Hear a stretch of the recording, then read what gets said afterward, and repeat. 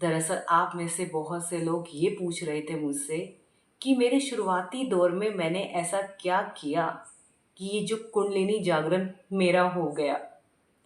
ऐसे कौन से तरीके अपनाए या कौन सी प्रैक्टिस की, कौन सा आपने ध्यान का तरीका अपनाया या और भी वे अपनाए। प्लीज़ हमें आप बताएं, हमें गाइड करें ताकि हम भी कर सकें। तो ये तो परमात्मा की कृपा है जिसकी वजह से ये अवेकनिंग हुई। लेकिन हाँ, मैं आज आपको बताने जा रही हूँ कि जब मेरी अवेकनिंग नहीं हुई थी तो उससे पहले मैं क्या करते हुए आ रही थी, जिसकी वजह से मुझे लगता है कि मेरे कुंडलिनी अवेकनिंग का मौका मुझे शुरू करते हैं। मुझे लगता है ऐसी बहुत सारी चीज़ें हैं जिसकी मदद से मेरी ये स्पिरिचुअल जर्नी स्टार्ट हुई। परमात्मा तो है ही है, लेकिन सबसे पहले मुझे लगता है मेरे घर के एटमॉस्फेयर ने काफ़ी मदद की। मेरे घर का माहौल बचपन से ही काफ़ी स्पिरिचुअल रहा है। मेरी मदर एक्चुअली काफ़ी स्पिरिचुअल है, तो हमारे घर में बचपन से ही मैं देखती आ रही थी कि रामायण या सुंदरकांड, श्रीमद् भागवत गीता कॉन्टिन्यूस वे में चलती रहती थी। और हमारी मदर ने भी हमें एक आदत डाल दी थी कि कोई ना कोई एक पेज लगातार पढ़ते रहना चाहिए सबको। खास तौर पर जब वो नहीं कर पाती थी खुद से, तो हमें एक कह दिया जाता था कि बेटा आज का पेज आपने पढ़ना है। तो इतना तो नहीं पढ़ पाती थी, लेकिन बच्ची थी तो, लेकिन बट हाँ कह सकती हूँ इसके throughout till this age मैं आज भी हमारे घर में लगातार सुंदरकांड रामायण चलती रहती है। और इसके बदौलत मेरे घर का जो एटमॉस्फेयर है वो काफ़ी स्पिरिचुअल है, इसने भी मेरी काफ़ी मदद की है। दूसरा, मैं वेजिटेरियन हूँ, हमारे घर में अंडा भी नहीं बनता। तो मुझे लगता है इस डाइट ने भी मुझे काफ़ी हद तक मदद की है। जहाँ पर दूसरे को मार कर खाना मैं बचपन से ही पाप समझती थी। एक मैं इंट्रोवर्ट थी काफ़ी ज़्यादा, तो बचपन से ही लोगों से घुलने मिलने में मैं ज़्यादा कंफर्ट फील नहीं करती थी, या कह सकते हो मुझे घर पर रहना बहुत पसंद था। होम बर्ड थी मैं, और स्टिल आई एम। आज भी मैं घर पर रहना ही पसंद करती हूँ, काम से काम रखना पसंद करती हूँ। अगर प्रोफेशनली किसी से वर्क से रिलेटेड बात करनी है दैट्स ओके, अदरवाइज घर पर रहकर रहना और कम से कम बाहर के लोगों से मिलना जुलना पसंद करती हूँ। तो कोई ऐसा फ्रेंड सर्कल नहीं रहा बचपन से लेकर टिल दिस एज, और पार्टी ओरिएंटेड नहीं रही। तो इसने भी, एकांतवास ने, आइसोलेशन ने बहुत इम्पोर्टेंट रोल प्ले अदा किया है मेरी स्पिरिचुअल अवेकनिंग में। तो मुझे लगता है तभी साधु संत एकांतवास में रहते हैं। तो मेरा तो स्टार्टिंग से he when I was 18 and 19 तब से लेकर अब तक मेरा ऐसा ही रहा है। मैं एकांतवास में रहना ही पसंद करती हूँ, अपनी कंपनी पसंद करती हूँ। और मुझे लगता है कि अगर आपकी लाइफ में ऐसे सर्कमस्टेंसेस लगातार आते रहते हैं जहाँ पर आपको अपनी लाइफ बहुत टफ लगती है, रोलर कोस्टर लगती है, रफ लगती है, तो ऑटोमेटिकली आपका ध्यान परमात्मा की तरफ चला जाता है। मैंने आपको ऑलरेडी किसी वीडियो में बताया था कि मेरा बचपन कोई खास अच्छा नहीं गया। मेरी मदर ज़रूर स्पिरिचुअल थे, पर वो काफ़ी हेल्थ वाइज वीक रहे हैं, बीमार रहे हैं। तो एक इमोशनल सपोर्ट मुझे उनसे कम मिला है।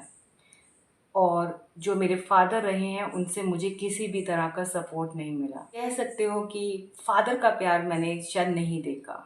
एक जो फादर के थ्रू आउट जो आपको एक तरह की सिक्योरिटी फील होती है, जो एक फादर प्रोवाइड करता है अपने बच्चों को, वो मुझे कभी महसूस नहीं हुआ। तो मुझे लगता है जब किसी की लाइफ में बहुत प्रॉब्लम्स आती हैं, दुख बहुत आते हैं, आपको हर जगह से ठगापन महसूस होता है, या आपको जो सपोर्ट सिस्टम चाहिए वो आपको नहीं मिलता है, आपको ऐसा लगता है कि पूरी दुनिया में आप अकेले पड़ गए हो, एंड पेरेंट्स से भी वो सपोर्ट नहीं मिलता जो शायद आपको मिलना चाहिए एक बच्चे के तौर पर, या एक जब आप टीनेजर एज में होते हो, या आप एक ऐसी एज में होते हो जहाँ पर आप पेरेंट्स की तरफ देखते हो, तब जाकर आपको एक ऐसा सहारा ढूँढना पड़ता है जिससे आप बात कर सको, जो आपकी प्रॉब्लम सॉल्व कर सके। तो मुझे भी केवल परमात्मा ही नज़र आया, और सच मायनों में बहुत ज़्यादा मदद भी की। जब मेरी लाइफ में प्रॉब्लम्स आई, ऐसा लगा कि सब कुछ ख़त्म हो गया है, अब इसके बाद कुछ नहीं, परमात्मा उसी समय चमत्कार कर देते थे, ऐसी प्रॉब्लम को सॉल्व कर देते थे। जब मैं उनके आगे रोई हूँ और कहा है कि आपकी बेटी बहुत परेशान है, प्लीज़ कुछ तो करो, मेरे तो माँ बाप ही आप हो, आप मानोगे नहीं, आज भी कह सकती हूँ मैं कि जब जब मैं उनके आगे रोई हूँ, अपनी बात रखी है कि माता-पिता के तौर पर उन्हें कहा है कि आपकी बेटी को आपकी ज़रूरत है, उन्होंने कभी मुझे निराश नहीं किया है। तो मेरा ट्रस्ट बचपन से लेकर टिल दिस एज परमात्मा ने बिल्ड किया है। धीरे-धीरे कर कर परमात्मा पे ट्रस्ट की वो सीढ़ियाँ इतनी बिल्ट हो चुकी हैं कि मैं आज अपना जीवन परमात्मा के बिना सोच ही नहीं सकती। मेरी हर एक साँस पर परमात्मा का नाम है। मैं आज आपको कह सकती हूँ। तो ये काफ़ी लाइफ के टफ थप्पड़ों ने बहुत मदद की है और कह सकती हूँ परमात्मा के नज़दीक भी बहुत भिजवाया है। अगर ये ना होते तो परमात्मा के होने का एहसास क्या होता? तो छोड़ो जाने दो। परमात्मा तो मदद करते ही रहे हैं, तो कोई नाराज़गी नहीं और everything is now happy, happy, happy that's it. परमात्मा की शरण में हूँ, यही बहुत बड़ी बात है। और आपको पहले ही ऑलरेडी स्टार्टिंग में मैंने बता दिया था, चलिए उठाती थी, व्रत रखती थी परमात्मा को मनाने के लिए। कोई ऐसा चलिया नहीं, कोई ऐसा व्रत नहीं जो मैंने ना रखा हो। अब नहीं करती। अब आफ्टर अवेकनिंग दिस जब इनसाइड चली गई हूँ, तब से मुझे लगता है कि बियॉन्ड दिस परमात्मा को पाने के लिए और भी तरीके हैं। तो बहुत चलिए उठाए हैं मैंने, मंदिरों के, गुरुद्वारे के, कुछ नहीं छोड़ा। लेकिन परमात्मा ने बराबर मदद की है। और मुझे लगता है कि सबसे बड़ी बात जो शायद लोग मानते भी हैं, साधु संतों ने कहा भी है, सेलिबेसी। मुझे लगता है मेरी सेलिबेसी ने काफ़ी मदद की है, यानी कि ब्रह्मचारी रहना। और इस सेलिबेसी से रिलेटेड भी मुझे बहुत अलग सा क्वेश्चन सुनने को भी मिला है। किसी ने पूछा है कि आप मुझे ये बताइए कि जो ये सेलिबेसी आपने अडॉप्ट की है या ब्रह्मचारी आप बनी हैं, वो आपने इस कुंडलिनी जागरण के लिए किया है या इसे शुरू करने से पहले आपने सेलिबेसी में आप चली गई थी? तो ये क्वेश्चन का जवाब मैं दे देती हूँ, नहीं जी, मैं सेलिबेसी में ना तो खुद सोच समझ के गई हूँ, परमात्मा ने खुद ब खुद करवा दी है। ब्रह्मचारी मैं बचपन से लगा लो, यंग टाइम से लगा लो, मतलब 17-18 एज से लगा लो, टिल दिस एज मैं सेलिबेसी में हूँ, ब्रह्मचारी हूँ और मैंने इसके लिए कोई एफ़र्ट नहीं डाला। जब परमात्मा ने विवाह कराया नहीं अब तक, उनकी अभी इच्छा रही नहीं होगी और किसी ऐसे रिश्ते में गई नहीं, तो सेलिबेसी ऑटोमेटिकली हो गई। तो मैं कह सकती हूँ इस समय जब मैं आप लोगों से बात कर रही हूँ और मैं वर्जिन हूँ। और वर्जिन तो आप तभी रह सकते हो ना जब शुरुआत से लेकर अब तक आपने ऐसा कुछ ना किया हो, ब्रह्मचारी या सेलिबेसी को आपने एंजॉय किया हो। तो स्त्री ब्रह्मचारिणी हूँ, यही कहते हैं।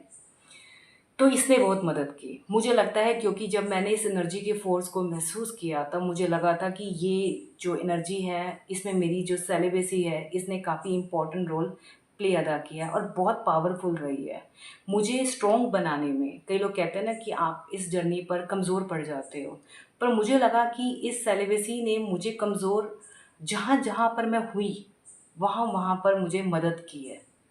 और दूसरी दुनिया के साधु संतों ने भी की है, समय समय पर आकर मुझे डांट भी लगाई है। जहाँ मैं गलत हो रही थी मुझे समझाया कि ये सही नहीं, ये करो।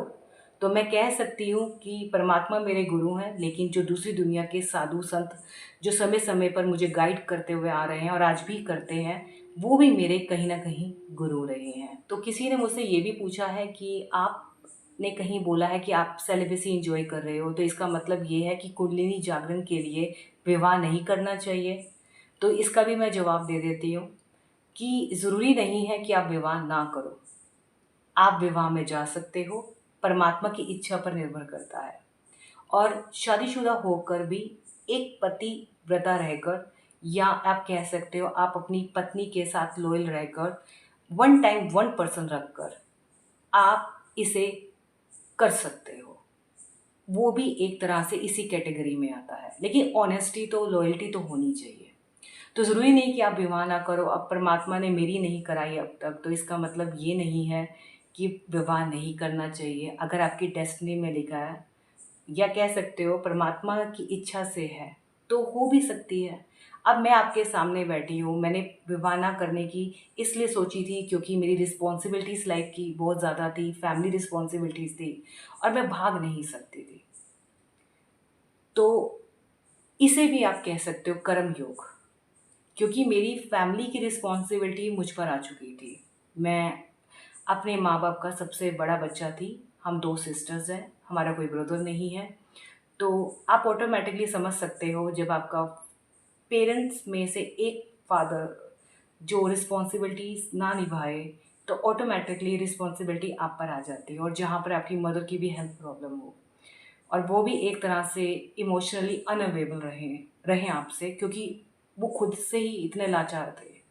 तो आपको फिर डिसाइड करना पड़ता है कि क्या आप अपने बारे में सोचोगे, केवल अपने विवाह के बारे में सोचोगे। तो उस समय मैं एक दोराहे पर खड़ी थी, जहाँ पर मैंने अपनी रिस्पॉन्सिबिलिटीज़ को चूज़ किया था, और अपनी ज़िम्मेदारियों से मैं भागी नहीं थी, क्योंकि मेरा मानना है आप अपनी ज़िम्मेदारियों से भाग कर भी नहीं जा सकते आगे। तो मुझे लगता है ये कर्म योग ने काफ़ी मदद की मेरी। इसे कर्म योग की कैटेगरी ही कहेंगे ना। आप अपने माता-पिता की सेवा करो, अपनी रिस्पॉन्सिबिलिटी निभाओ। आपकी छोटी सिस्टर भी खड़ी थी, तो देन आप कैसे भाग सकते हो? हो सकता है आज मेरी मैरिज नहीं हो रखी है। इन फ्यूचर अगर परमात्मा की इच्छा रहेगी, तो क्यों नहीं? एक के साथ लॉयल्टी रखने में क्या बुराई है? और हो सकता है ना लिखी हो मेरी, तो वो भी परमात्मा की इच्छा रहेगी। मैं तो दोनों में सुखी हूँ, सच बताओ। अगर मैरिज होती है, I am okay with that. परमात्मा की इच्छा मानकर मैं उसे सराखों पर रखूँगी। और अगर नहीं लिखी, परमात्मा ने सोचा कि नहीं, ये तो अब आगे बढ़े और इसी की तरफ जाए, पूरी तरह स्पिरिचुअल ही रहे, और जितना कर्जा था इसके अपने पेरेंट्स तक का था, आगे नहीं है, तो I am okay with that. मैं ऐसे भी बहुत खुश हूँ। तो मेरे लिए दोनों एक जैसे हैं। एक और चीज़ बताती हूँ आपको, शायद आपको सुनकर हैरानी होगी।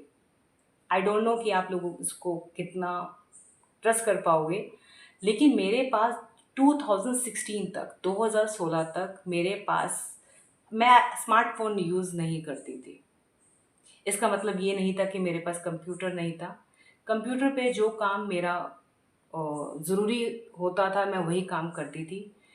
अदरवाइज़ मैं फ़ोन से दूर रहती थी। मुझे लगता था फ़ोन का मतलब सिर्फ़ इतना है कि लोगों से फ़ोन पर बात करो, जो आपका इम्पोर्टेंट टॉपिक है उसे डिस्कस करो, दैट्स इट।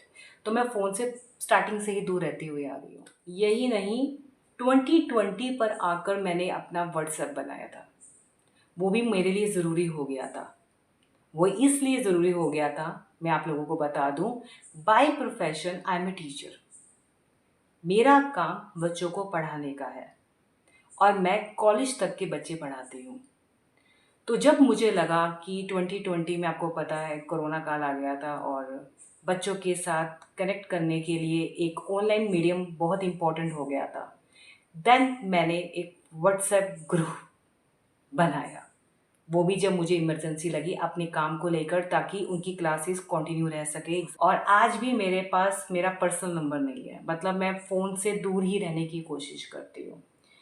तो ये भी रहा, ना कोई सोशल मीडिया रहा, ना ही कोई ऐसे प्लेटफ़ॉर्म पे रही, तो एक तरह से आइसोलेशन में मैं रही। तो आप कह सकते हो कि इसने भी मेरी मदद की है। नेटफ्लिक्स हमारे घर में चलता नहीं है, तो आप अंदाज़ा लगा सकते हो, एक तरह से इस दुनिया में रहते हुए भी काफ़ी चीज़ों से मैं बचते हुए चल रही हूँ, क्योंकि मुझे लगता है इन चीज़ों से आपका दिमाग ख़राब होता है। तो सोशल मीडिया और ये जितना भी टीवी एरिया है, उतना ही देखना पसंद करती हूँ, जितना मेरे ब्रेन में कचरा ना भर जाए, क्योंकि ये आपके ब्रेन को डिस्टर्ब करता है। और बचपन से ही मुझे विविड ड्रीम्स बहुत आते थे।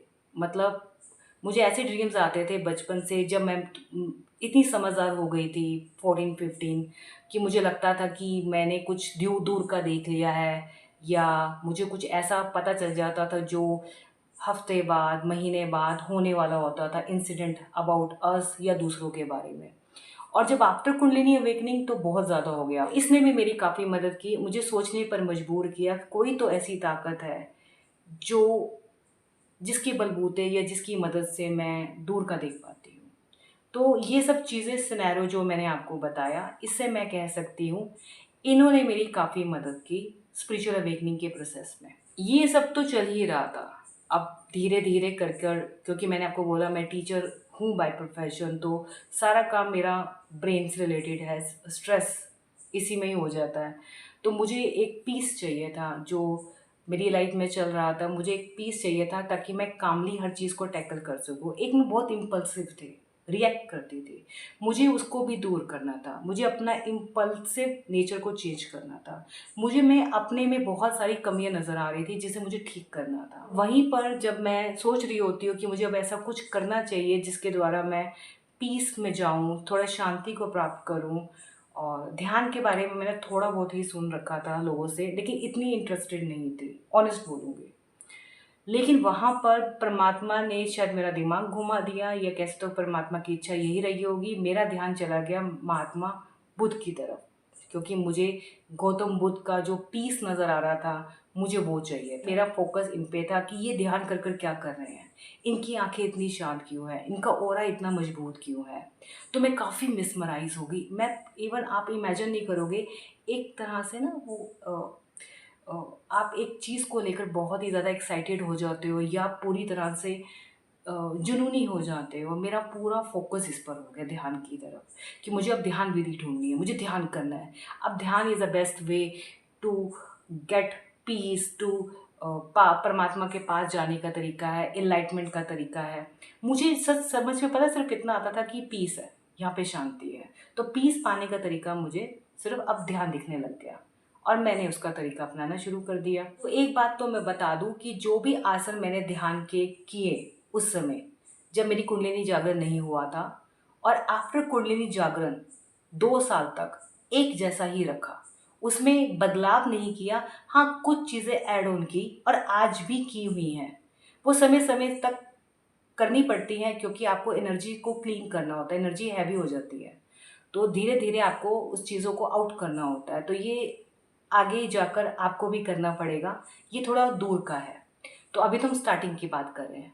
तो जो 2 आसन मैं करते हुए आ रही थी, जो बिफोर कुंडलिनी अवेकनिंग और आफ्टर कुंडलिनी अवेकनिंग, वो आज मैं आपको बताने जा रही हूँ। आप भी उसे कर सकते हो, ट्राई कर सकते हो, और इजी है, मुश्किल नहीं है। क्योंकि कईयों ने मुझे मेंशन किया है कि जब वो मेडिटेशन पर बैठते हैं, कईयों को हिप एरिया पर, जॉइंट एरिया पर काफ़ी पेन होता है। दरअसल नर्व्स की वजह से भी होता है, स्ट्रेस हो जाता है वहाँ पर, और कई बार हम गलत पोस्चर पर भी बैठ जाते हैं। हम इतने शरीर से इतने ताकतवर नहीं होते, या कह सकते फ्लेक्सिबल नहीं होते। कई लोग तो योगा वगैरह पहले से करते हुए आ रहे होते हैं, तो उन्हें तो आसन, तरह तरह के आसन में बैठने की आदत होती है। और हम जो बिगनर होते हैं, मैं अपनी स्टार्टिंग डेज के साथ आपका कंपेयर कर रही हूँ, तो जब हम बिगनर होते हैं और हमें इतनी आदत नहीं होती, थोड़ा बहुत वॉक कर लिया, थोड़ा बहुत एक्सरसाइज कर लिया, उससे आप इसका कंपेयर नहीं कर सकते। तो आपको कोशिश करनी चाहिए सिंपल आसन पर बैठने की। और एक चीज़ और भी ऐड कर दूं, अगर आप लंबे समय तक आसन पर बैठना चाहते हो, तो जितना इजी आसन आप अडॉप्ट करोगे उतना ही बेस्ट रहेगा। जितना आप टफ आसन लोगे, जो कॉम्प्लेक्स दिखेगा दूसरे को देख कर, कि कई बार हम यूट्यूब खोल के देख लेते हैं, या हमें गूगल करके पता चल जाता है, किसी भी वे से अगर आपको, या कोई और आपको सिखा भी रहा है कि वो कर लेता है, अ, वो मुश्किल से मुश्किल आसन कर लेता है, और आपके मन में भी आता है ये मुझे भी करना चाहिए, तो प्लीज़ डोंट डू दैट। जितना इजी आसन आप ले पाओगे, जिसके साथ आप कंफर्टेबली डील कर पाओगे, क्योंकि आपको लॉन्ग टर्म बैठने की आदत डालनी है। जितना आपकी हिप एरिया, आपके लोअर एरिया पर, आपके जॉइंट्स पर पेन नहीं होगा, आपको वहाँ पे स्ट्रेस फील नहीं होगा, उतना ही बढ़िया रहेगा। नहीं तो आपकी हेल्थ प्रॉब्लम हो जाएगी। सच बताओ, नीयत बढ़िया होनी चाहिए, मन साफ होना चाहिए। परमात्मा आपकी नीयत देखता है।